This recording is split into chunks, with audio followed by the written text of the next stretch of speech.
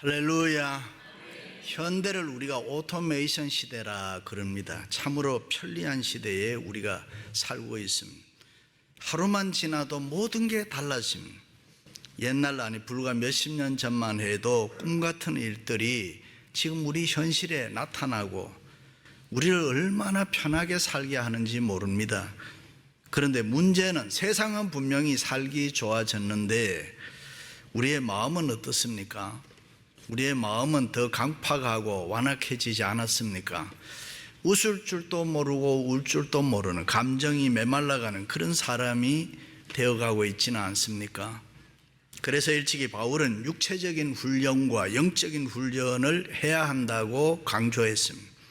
육체적 훈련은 그 어떤 교과 과정보다가 더 중요하다. 사람이 1년 동안 걷지 않으면 그 다음에 못 걷는다고 하죠. 우리가 교통사고 나서 기부수 좀 해가지고 몇 달만 있어도 그 다음에 못 쓰는 거예요. 계속 훈련해야 되는. 쓰지 않으면 다 약해지는. 조금만 부딪혀도 그냥 부러지는 거예요. 왜요? 힘이 없기 때문에. 우리의 육체만 그런 거 아닙니다. 영혼도 그렇고 심령도 그렇고. 심령이 약해지면 조그마한 일에도 쉽게 사람이 분노합니다. 상처를 받습니다. 조그마한 일에도 섭섭해지고 또 시험에 자주 듭니다. 그러므로 육체나 영혼, 심령이나 마음은 열심히 훈련해야 됩니다.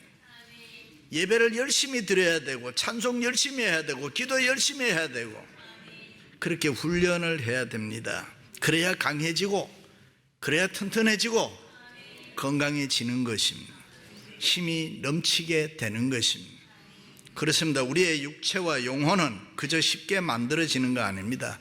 저절로 되는 매지컬 체인지라는 게 없습니다. 오랜 훈련을 통해서 트랜스포메이션 된다, 변화된다. 그래서 우리가 항상 교회에 나와서 주님께 예배하면서 가까이 나가도록 노력을 해야 돼요. 성령의 기름 부음으로 은혜를 체험해야 됩니다. 하나님의 말씀을 들음으로 은혜를 받고 새로운 결심 속에 변화되고 내 자신이 성숙돼 나가야 되는 것입니다. 이전 것은 지나갔으니 보라 새 것이 되었도다. 할렐루야. 그렇습니다. 예수님을 믿는 우리들은 하나님의 자녀들입니다. 그러므로 세상과 구별된 모습으로 살아야 합니다. 거룩하고 경건한 영적인 나시린으로 살아야 됩니다. 믿습니까? 나시린이 뭡니까? 구별된 자, 성별된 자를 나시린이다. 다시 말해서 일평생 동안 스스로 자신을 구별하여 하나님의 사람으로 성별된 자로 살아가는 사람, 그리고 사람들에게는 신령한 감동을 주는 그런 삶을 말하는. 누가 그렇게 해야 됩니까? 우리들, 예수 믿는 우리들, 영적으로 거듭난 그리스도인들입니다. 성경은 우리를 가리켜서 그래서 거룩한 성도라 했습니다. 바울은 그리스도 예수 안에서 선한 일을 위해서 지음받으신 사람들이다. 그러므로 우리는 나시린으로 살아야 될 줄로 믿습니다. 그런데 요즘에 보면은 세상이 다 그렇고 장로도 그렇고 권사도 그렇고 집사 목사도 다 그래 적당히 세속화되어 가면서 세상과 짝하여지는 데 익숙합니다. 그러나 우리는 속지 말아야 됩니다. 우리는 택함받은 하나님의 자녀, 빛의 자녀들입니다. 십자가에 보혈이 흐르는 사람들입니다. 거룩한 백성으로 구별된 자들인 줄로 믿습니다. 할렐루야.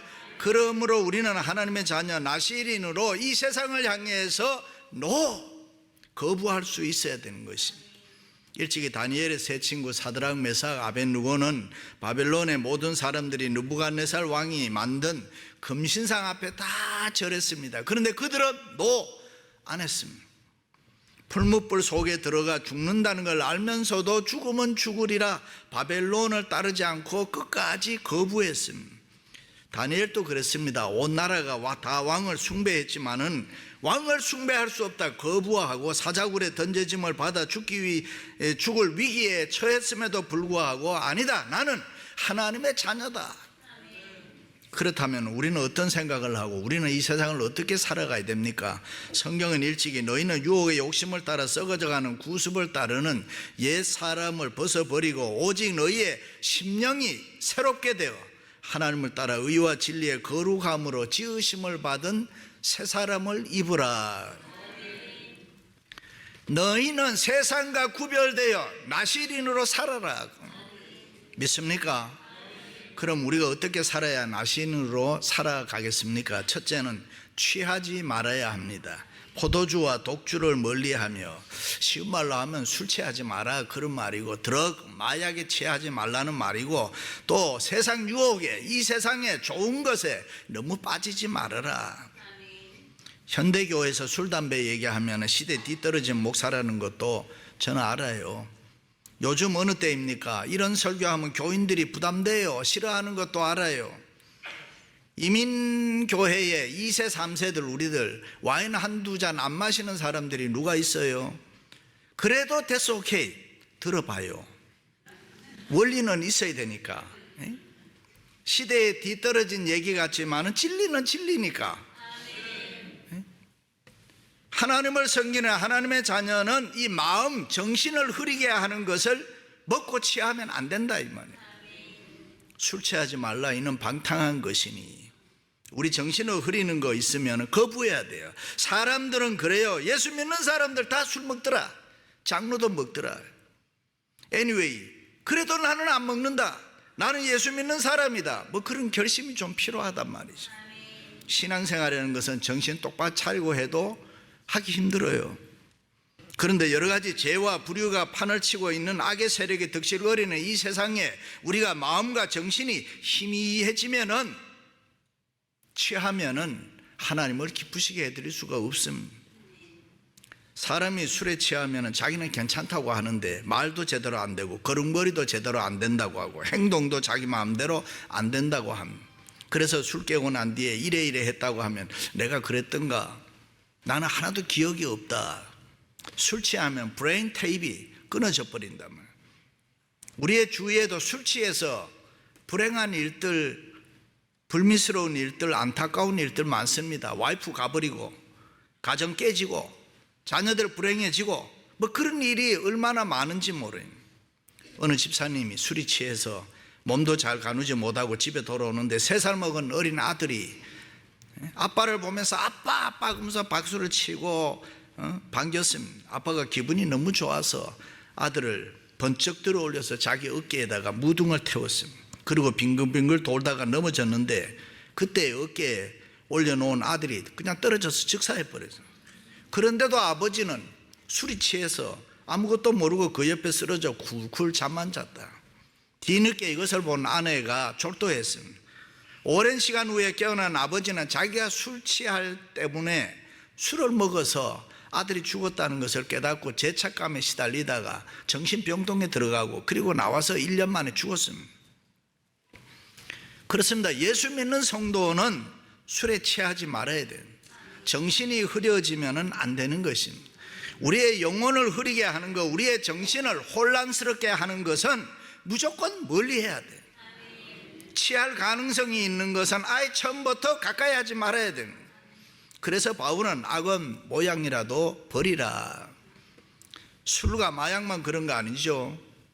하나님 섬기다 보면 반드시 죄는 아니지만 우리 믿음 생활, 교회 생활 하는데 방해되는 게 얼마나 많은지 몰라요.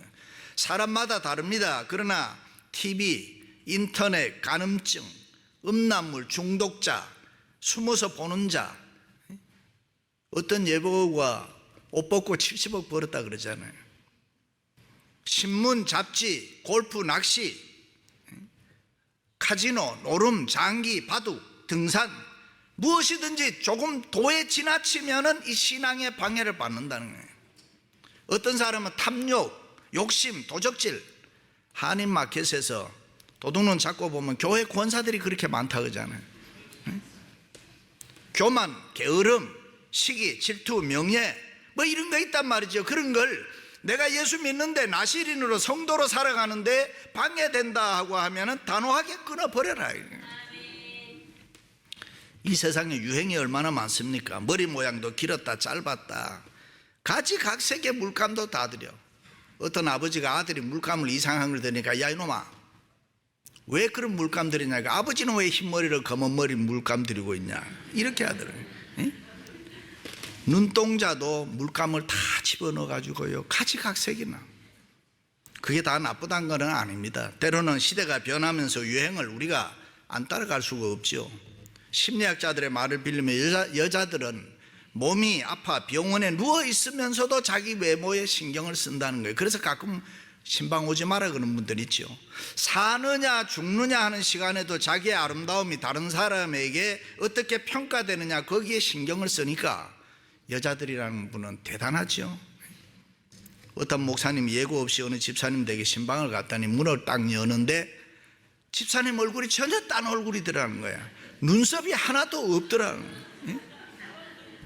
하나님이 우리 만드실 때 머리카락은 잘 자르게 만들었지만 눈썹은 혈관이 별로 없어서 잘 자라지 않도록 만들었는데 그 잘 자라지 않는 그 눈썹을 여자들은 아예 다 밀어버려요. 예뻐지려고. 저도 미국에 오래 살다 보니까 많이 변했어요.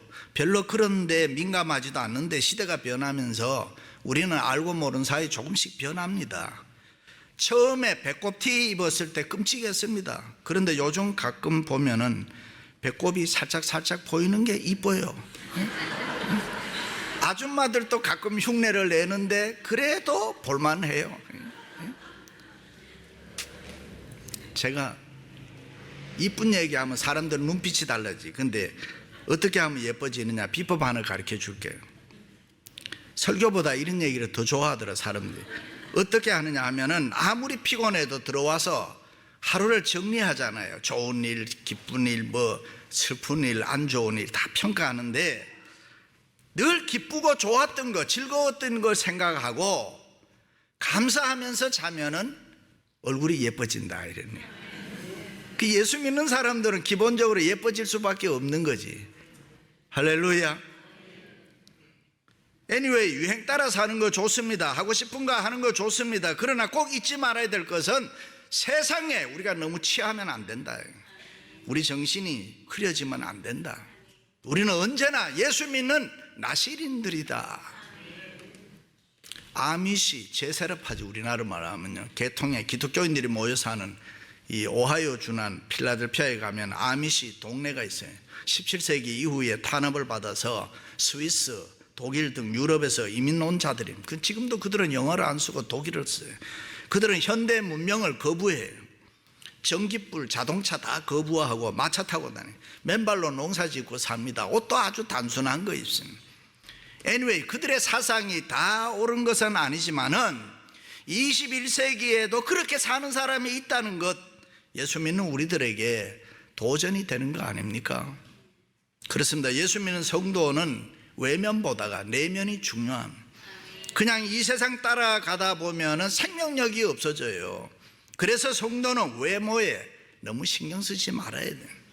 우리가 다른 사람에게 보이는 외모보다 하나님께 보이는 중심, 내 마음을 바로 세워나가야 되는 게 중요하다. 보이는 이 세상보다 보이지 않는 하나님의 나라를 소망하며 경건하며 거룩하게 나시린으로 살아갈 수 있기를 바랍니다. 이 세상은 권력, 명예, 돈, 재물, 지식, 건강 이런 거 있으면 자랑해요. 그런 것이 있으면 또 출세했다고 해요. 그러나 우리가 알아야 되는 것은 사람의 눈에는 그런 게 대단하게 보일지 몰라도 우리가 믿는 하나님의 눈에는 아무것도 아니다. 하나님의 눈에 값지게 보이는 것은 우리가 얼마나 이 세상을 살아갈 때에 경건하고 거룩한 나시린으로 올바르게 살아가고 있는가. 믿으시면 아멘. 우리는 나시린으로 부패하고 타락한 이 세상을 향하여 단호하게 책망하며 거부할 수 있어야 됩니다. 그렇습니다. 영적 나시린으로 하나님을 바로 섬기는데 방해되는 것이 있으면 거부하고 멀리해야 됩니다. 취하지 말고 끊어버려야 되는 것이고 오직 성령 충만해서 하나님의 기쁘신 뜻을 쫓으며 성별된 나시린으로 살아가시기를 주님의 이름으로 축원합니다. 할렐루야. 두 번째는 삭도를 대지 말아야 합니다. 삭도를 도무지 그 머리에 대지 말 것이라. 일찍이 바울은 이런 말을 했습니다. 각 남자의 머리는 그리스도요 여자의 머리는 남자요 그리스도의 머리는 하나님이시라. 여자의 긴 머리는 남자에게 순종을 의미한다고 했습니다. 다시 말해 나시린의 긴 머리는 하나님께 대한 순종을 의미한다. 삭도를 대지 말라는 것은 하나님의 권위를 인정하면서 살아라. 하나님의 말씀에 절대 순종해라. 그것이 믿음이다. 그렇습니다. 우리 자신이 스스로 새로운 결심을 해야 됩니다. 나는 오직 하나님의 말씀 앞에 순종하는 자세를 가져야 되겠구나. 하나님의 말씀이면 내가 물불 가리지 아니하고 무조건 순종해야 되는구나. 주여 말씀하옵소서, 내가 그대로 살겠습니다. 할렐루야. 복음은 사람을 근본적으로 변화시키는 거예요. 우리가 참으로 예수님을 믿고 예수님 안에 우리가 살게 되면은 예수님께서 우리 속에 성령을 보내사 우리를 다 새롭게 만듭니다. 마치 녹슨 쇠붙이가 용광로에 들어가서 강한 불꽃에 녹아질 때에 새로운 도구가 만들어지는 것처럼 우리도 예수 그리스도 안에 들어가서 성령의 불꽃에서 녹아질 때에 새로운 사람으로 완전히 변화되는 것입니다. 그렇습니다. 성령은 우리의 인격과 삶을 변화시키는 것입니다. 하나님의 말씀을 아멘으로 받고 그대로 순종하면은 우리의 생활 속에 기적이 나타나고 역사가 나타나는 것입니다. 믿습니까? 어떤 며느리가 불임을 해서 아이를 못 낳았습니다. 안타깝게 여기던 시어머니가 목사님께 안수 기도 받으러 왔습니다. 목사님이 권사님하고 집사님 앉으라고 손을 얹고 열심히 기도해 줬어요. 태의 문을 열어주세요. 새 생명 주세요. 그런데 며느리가 반응이 없는 거예요. 신앙이 없으니까 입을 꼭 다물고 끌려오기는 끌려왔는데 시어머니한테. 그런데 옆에 있는 시어머니는 마음 믿음이 좋으니까 신앙이 좋으니까 아멘 아멘 목사님 기도할 때마다. 나중에 누가 임신을 했게? 믿음은 불가능한 것을 가능하게 한다. 내 상식 위에 믿음을 더하든가 내 지식 위에 믿음을 더하는 거 아닙니다. 내 경험에 믿음 더하거나 보태는 거 아닙니다. 전혀 있을 수 없는 불가능한 일을 예수님께서 할 수 있다고 믿고 순종하는 것이 믿음의 능력이라. 할 수 있거든요. 무슨 말이냐? 믿는 자에게는 능치 못한 일이 없느니라. 할렐루야. 일찍이 삼손이 하나님의 말씀에 순종해서 나시린으로 이스라엘의 사사가 되었을 때는 하나님의 능력을 받았습니다. 블레셋이 두려워하는 하나님의 사람이 됐습니다. 그러나 하나님의 말씀에 불순종해서 머리에 삭도를 댐으로 하나님 주신 능력이 그를 떠나버렸다. 그리고 그는 블레셋 사람들에게 붙잡혀서 두 눈이 뽑히고 짐승처럼 연자맷돌을 돌리는 조롱의 대상이 되었다. 사무엘의 어머니 한나도 만군의 여호와여, 만일 주의 여종의 고통을 돌아보시고 아들을 주시면 내가 그의 평생에 그를 여호와께 드리고 삭도를 그 머리에 대지 아니하겠나이다 기도했습니다. 그리고 저절떼자마자 즉시 하나님께 바쳤고, 사무엘은 하나님의 권위 밑에서 자기가 순종하며 살아갈 때에 이스라엘의 위대한 제사장이 되고 이스라엘 건국의 창건자가 되는 것입니다. 그렇습니다. 우리가 세상 살아갈 때 하나님의 말씀에 삭도되면 안 되는 것입니다. 하나님의 말씀은 정확무한 권위인 것입니다. 그러므로 우리는 하나님의 말씀에 절대 순종하며 살아야 됩니다. 자동차를 새로 사면은 그 차에 매뉴얼 안내서가 있습니다.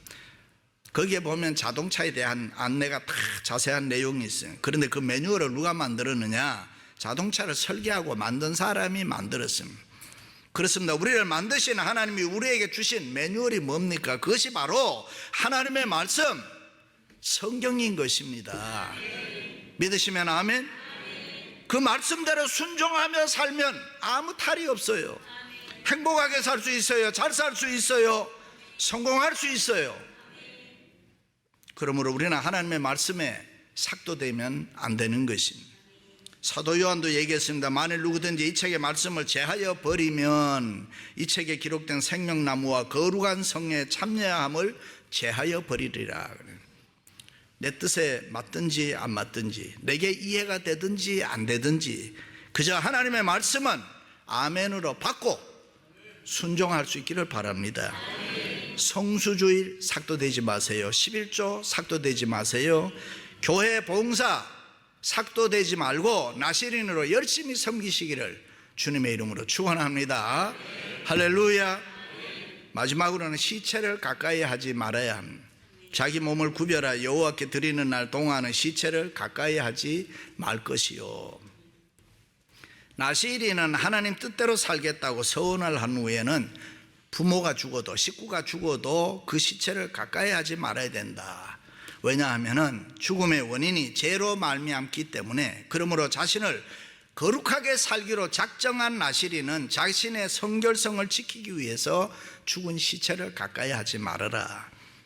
그렇습니다. 예수님 피값으로 구원받은 성도는 하나님의 자녀로 성별되었기 때문에 죄 많은 이 세상에 살고 있지만 죄악된 세상에 속한 자는 아니다.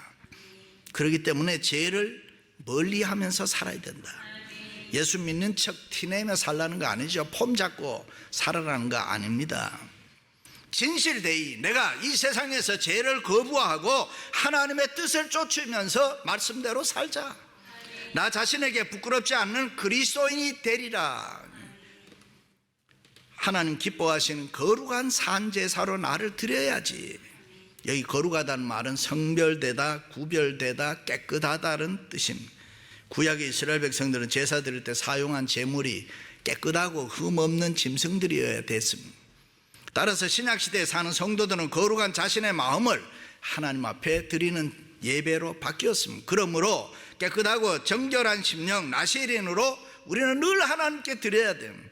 그것이 영적 예배다. 영적 예배는 자아가 죽어야 되는 것이, 십자가 밑에 두 손 들고 우리가 넙죽 엎드려야 되는 것이고, 그럴 때 하나님이 기뻐하시는 영적 예배가 된다. 여기 와서 나 잘났다고 목 들면 안 되는. 그리고 몸을 산 제사로 드리라는 말은, 몸이라는 말은 단순히 우리 바디만이 아니라 우리의 삶 전체를 하나님 앞에 드려라. 과거 유대인들은 짐승을 잡아서 제물로 바치는 것을 예물로 생각했는데, 그러다 보니까 예배 드리는 자와 바쳐지는 제물이 분리가 됐습니다. 다시 말해 예배와 생활이 분리되니까 자연히 형식적인 예배가 되는 거예요. 그래서 주님께서는 죽은 짐승을 바치는 제물의 예배가 아니라 예배하는 자는 영과 진리로 할지니라. 할렐루야. 그렇습니다. 성도에게는 하나님이 기뻐하시는 결단이 있어야 돼요. 내가 하나님의 말씀대로 살아야지. 신앙의 고백입니다. 우리의 신앙 고백이 하나님께는 봉헌이 되는 거지. 아, 그렇구나. 내가 이렇게 살아야지. 그럼 그게 봉헌이 되는 거예요. 사람들에게는 예수를 믿는 증거가 되는 것이고, 나 자신에게는 신앙의 지조요, 그것이 은혜요, 축복입니다. 여호수아는 나와 내 집은 오직 여호와 하나님만을 섬기겠노라. 그러므로 세상이 우리를 유혹해도 넘어지지 말아야 되고, 이 세상에 제약이 좋다고 그냥 흉내내면 안 되는 것이고, 언제나 깨어있어 성령 충만한 나시린으로 살아야 됩니다. 할렐루야. 사랑하는 성도 여러분, 우리는 예수님의 피값으로 산 하나님의 거룩한 자녀들입니다. 성별된 생활로 하나님께 영광을 돌리고 사람들에게 칭찬받는 이 나시린으로 살아갈 수 있기를 주님의 이름으로 축원합니다.